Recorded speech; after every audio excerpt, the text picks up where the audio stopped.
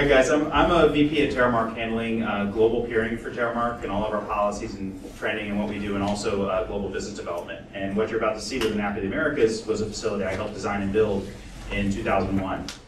It's 750,000 square feet. This is the largest grounds-up telecom facility in the Western Hemisphere as it stands today. Somebody's going to build something bigger, but we built this in 2001, right when the dot-com bust happened, and it was complete mayhem, and everybody got laid off, but we survived. The building's pretty interesting. It's one of the most connected buildings on Earth. If you look at it from a perspective of traffic, we handle well over 90% of the traffic between North and South America. So you're talking about a complete continental handoff sitting in a single building. There's 12 undersea cables there and 15 domestic backbones. And we offer there's actually 2 meet point rooms because the building is so big. Each floor plate is about 2 football fields. So it's insane to go around as you see it. It's a 100 megawatt building from a power perspective. So everything today has to do with power and cooling and interconnection and how you manage that. And very, very specialized in the sense that we have massive power feeds coming in from diverse sources, 384 4-inch conduits to bring in fiber. And an amount of cooling can actually cool guys like a Microsoft who's going to run at 2 to 400 watts a square foot, really, really dense server stuff. At the same time, somebody like Sprint's going to have these 3-rack CRS-1 routers, and 3 of them in parallel, and just monstrous. And those are taking, what is it? How does a CRS-1 take? A lot. A lot of DC power. I forgot what it is, but it's insane. They're like a big blow dryer. So we have to handle all these different things as we go around. We actually have 180,000 gallons of diesel fuel on site, and the site's actually designed to withstand fully sustained 200-mile-an-hour winds. And if you notice we have big balls, I always like to make sure that's part of my presentation. I'll leave everybody there for a second to contemplate that. Well, I have 3 of them, first of all. We'll start there. But the actual balls you see here, the 2 larger ones are 16-meter C-band dishes, and those radomes are designed to withstand 200-mile-an-hour wind loads. And the smaller one is actually a Kevlar ball. It's actually 11-meter KU band ball. That's for specialized clients who have satellite connectivity requirements. Everything here has to withstand hurricanes no matter what. Miami does get hit, and if we go down, all of South America goes down, plain and simply. We cannot afford to go down no matter what. So it's quite a tough facility. Our next one is something we just built, and we actually upgraded here. It's actually a 250,000 square foot site at full build out.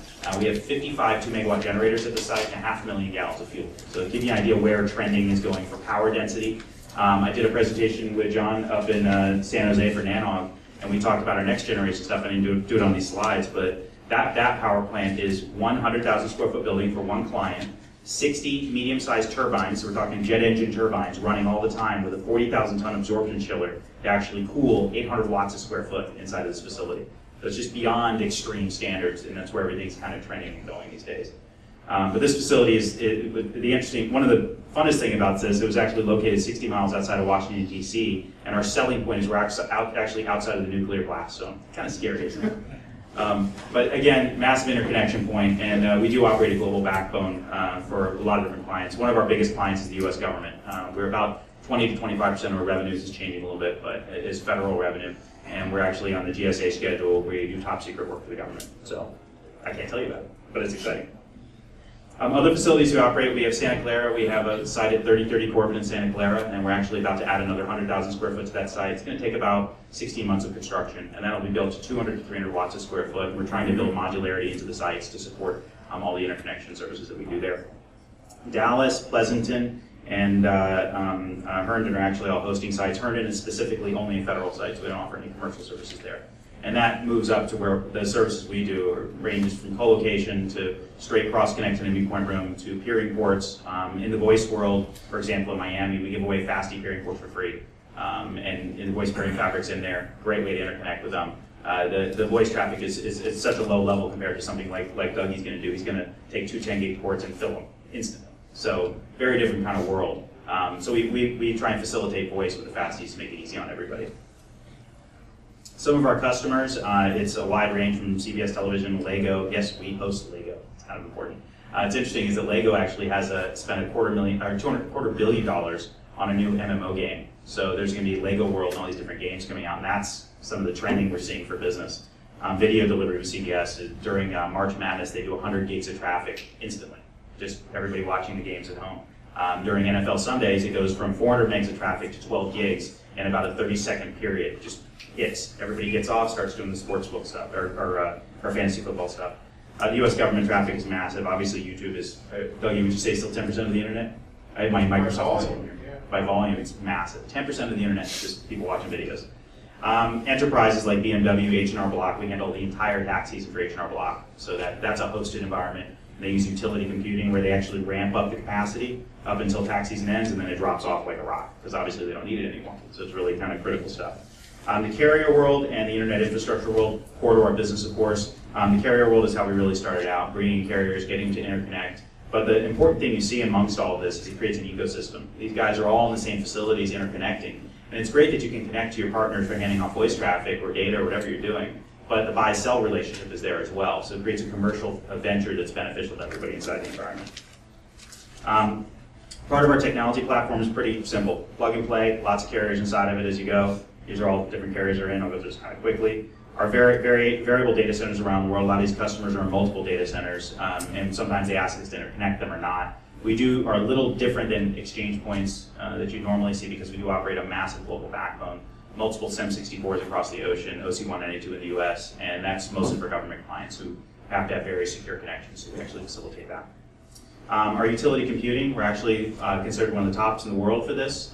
We actually offer the enterprise cloud. You can go to the enterprisecloud.com and look at it. This is literally buying CPU, gigahertz, buying memory, and buying hard drive space in micro capacity as you go up. So you're literally go online, log in, add capacity. It's all virtual machines. It's massive infrastructure. Our digital ops platform, we have about a $15 million investment in this. This is an online portal for our customers to log in, add servers, add cross connects, do whatever. Everything is actually all done online. There's certainly people to talk to. We have about 800 employees, so it's a pretty large company and lots and lots of engineers. But all this stuff is done online through provisioning and ticketing. We can actually take a 10 gig circuit and segment those connections as much as needed. All online, all automated. So it's pretty impressive. And then our on-net marketplace. This is actually where customers come into the facility. They can actually log into the on-net marketplace and have a buy-sell relationship, send out emails to everybody they need to interconnect. It's beneficial for us. We sell more cross-connects in space. Our customers are happy because they're selling more services or getting better performance. Our colocation services, 100% power SLAs, which is quite unusual in the industry for cooling and power. And of course, anything from handling shipping and receiving, deploying 1,000 racks to a single rack to actually doing configurations on the routers and switches or whatever else you need as you go through.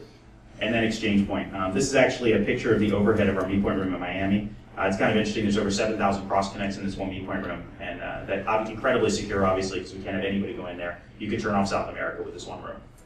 This is the West meet point room, but managing this cabling is a little bit interesting, to say the least.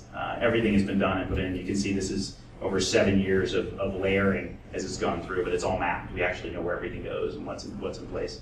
But I'll leave it alone from there. I'll go on to the next one. Done.